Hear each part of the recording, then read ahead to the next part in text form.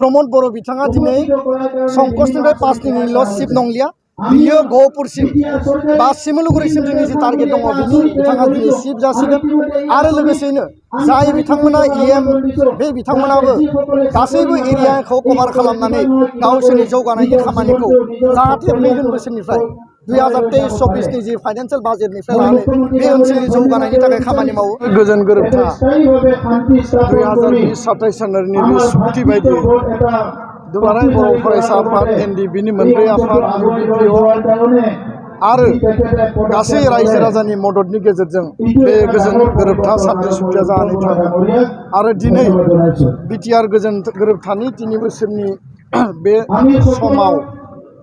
जोङो बयनिबो लुबैनाय बे एकर्डनि जि मोनसे सुप्रिम दफा दङमोन जे जोंनि सिमाया बारायनांगौ जोंनि राजनैतिक आरो कन्स्टिट्यूशनल जि राइट बियो माने जौगानांगौ लेजिस्लेटिव एक्जिक्यूटिव आरो लोगोसे एडमिनिस्ट्रेटिव पावारा बांनांगौ बेखौनो मुल दफा लानानै 3.1 बे एकर्डआव गिबि दफा हिसाबै लिरनाय जादोंमोन आरो बिनि जि एक्सटेनसननि बाथ्रा सनितपुर आरो बिश्वनाथ जिल्लाखौ गहपुरसिम आरो सिमलुगुरिसिम गहपुरजों नांजाबना थानाय बे सिमलुगुरिसिम सोसननांगौनि जि खामानि बेखौ जोङो गोबां खेब आसाम सरकारजों आसामनि मानगोनां गिबि मन्त्रि डक्टर हिमन्त बिश्व शर्मा आरो बिथाङा बिबान होनाय दायित्व होनाय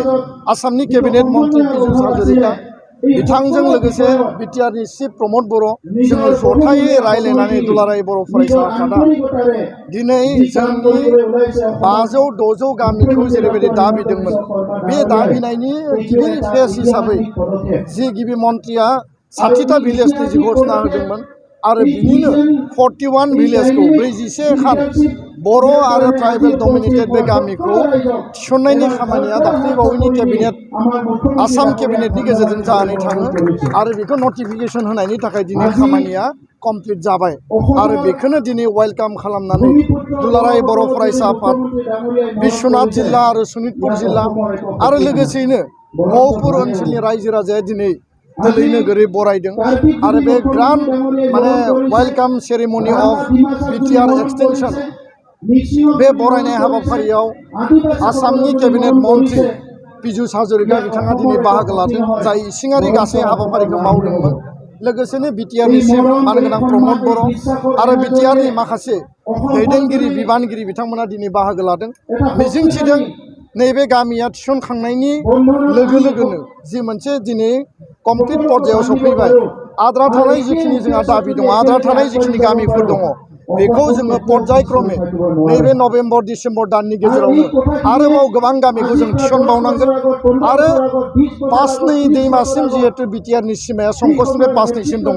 बेखौ सिमलुगुरिसिम लाबोनांगौनि थाखाय बेयाव जिखिनि कन्टिगुवास एरिया सोसननांगौ दङ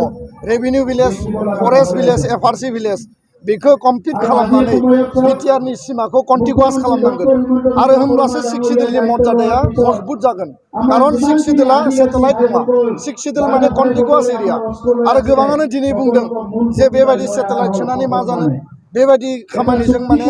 जोंहा सिक्सिडलनि मर्यादाया खमायगोन गोबाङानो बुंदोंमोन गहपुरनि माखासे दैदेनगिरिफ्रा जे माने माब्लाबाबो थैनोबो गहपुरा बिटिआराव हाबनाय नङा बेखायनो बेखौ सिमां नुनानै लाब गैया आन्दलनकारिफोरखौ थाबथा होदों एबसुखौ थाबथा होदों बेबायदि नेताफोरा दिनै बहा दङ दा बेखायनो जोङो सोरखौबा मुं सोनाय सोरखौबा नांलायनाय सोरखौबा गाज्रि बुंनायनिफ्राय जों जानगाराव थानानै माहारिनि जातीय सत्तानि थाखाय माहारिबादनि थाखाय जातिनि जि माने शहीदनि बिनिमयाव 534 मानसिया मुंख्लं जादों 1989 गहपुराव बिथांमोननि शहीदनि मुंख्लंनि जिखिनि लुबैनाय नखरनि लुबैनाय रायजो राजानि लुबैनाय बेखौ मावफुंनांगोन बड'फाया जि गेरेमसा माहारिनि बाथ्रा बुंदोंमोन जि बड'लेण्ड सोमावसारनायनि बाथ्रा बुंदोंमोन बिनिनो दिनै मोनसे फिथाइ 1135 जों मुंख्लंनि फिथाइ एनडिपि बिएलटिनि आन्दलनाव जायफोरा मुंख्लं जाबाय बिनिनो दिनै मोनसे फिथाइ दा बेखायनो बे बाथ्राफोरखौ लानानै दिनै डिबेट खालामनायनि सम गैया समा जाबाय जे राइट टाइमाव राइट बाथ्रा बुंनानै डिबेट तर्क सावरायनायनि गेजेरजों नेगोसिएशन खालामनानै सल्युशन खालामनायनि दिनै टाइम आरो जोङो बे लामाखौनो लानानै दिनै खामानि मावगासिनो एफआरसि ओनसोलनि हा मोननांगौनि थाखाय दुलाराय बर' फरायसा आफादा खामानि मावगासिनो 5,000 परियाला हा मोनबाय आद्रा थानाया गहपुर बिश्वनाथ राङापारा जेराव दङ गासिबो हा मोननांगोन न'दुवार जेराव दङ हा मोननांगोन लोगोसेनो 6.3 नि गेजेरजों स्कुल प्रभिन्सियेलाइजेसननि जे खामानि हाई स्कुल जा हाई सेकेन्डारि जा एलपि एमइ जि लेभेलाव थाया मानो जेराव थाया मानो सिंगल टिचार जिर' टिचार बेयाव टिचार एपइन्टमेन्ट होनाय स्कुल प्रभिन्सियेलाइजेसन खालामनाय बे खामानिनि थाखायबो जोङो सावरायगासिनो दङ एबसु साहित्य सभा आरो मिजिंथिदों जे दिनैनि बे मोनसे हिस्टरिक जि वेलकाम सेरेमनि बेयो अराय गोजोर जागोन आरो फैबाय थानाय समाव मानगोनां गिबि मन्थ्रि आरो दिनै जि बाहागो लादों मानगोनां केबिनेट मन्थ्रि पीयूष हाजरिका बिथांमोननि नेतृत्वआव जोङो बिथांमोनखौ नारसिननायनि प्रेसार होनायनि गेजेरजों बिथांमोननि कमिटमेन्टखौ फुलफिल खालामनायनि थाखाय बिथांमोना खामानि मावगोन आरो प्राइम मिनिस्टार हम मिनिस्टार गिबि मन्थ्रि आरो गासै सरकारा गावसोरनि कमिटमेन्टनिफ्राय बारग'नो हाया बारग'नायनि बाथ्रा गैया आरो जेब्लानो बिथांमोना कमिटमेन्टनिफ्राय दोरोदनो नागिरो दुलाराय बर' फरायसा आफादा बिथांमोनखौ राइट ट्रेकआव लाबोनानै एकर्ड इमप्लिमेन्टेसनखौ टाइम बाउन्ड आरो स्पिडि खालामनांगौनि थाखाय जोङो गोसोखांहोगोन बाथ्रा बुंगोन आरो बेनि थाखाय जोङो वाटसटक बादि नोजोर होनानै जों खामानि मावबाय थागोन आं बेखिनि बाथ्राखौनो स्पष्ट दिनै दिननिफ्राय आरो दिनै जिहेतु पाब्लिकलि राजुआ घोषणा होबाय आरो अट'मेटिकेलि जोंनियाव नटिफिकेसननि लिस्टआ राज्यपालनि अफिसनिफ्राय साननैसोनि गेजेराव बियो फोसावजागोन आरो फोसावनाय लोगो लोगोनो अफिसियेलि जि एरिया इनक्लुजनाव फैबाय बे एरियाखौ बिटिआर होननानै दिनै बुंनो हानायनि अधिकार क्षमताखौ जों मोनगोन।